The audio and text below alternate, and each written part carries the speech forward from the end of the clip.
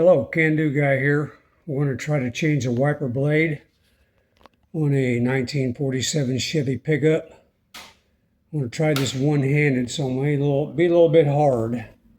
You raise it up, and let me get a hold of it here. And what you do is you flip this around to the back and slides right off. There's the connector. To reconnect, you slip it back in this hole, slip it right back around,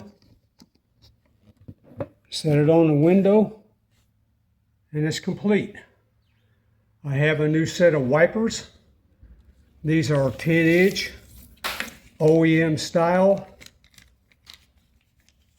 It says 1947 to 1953 GMC truck and Chevrolet.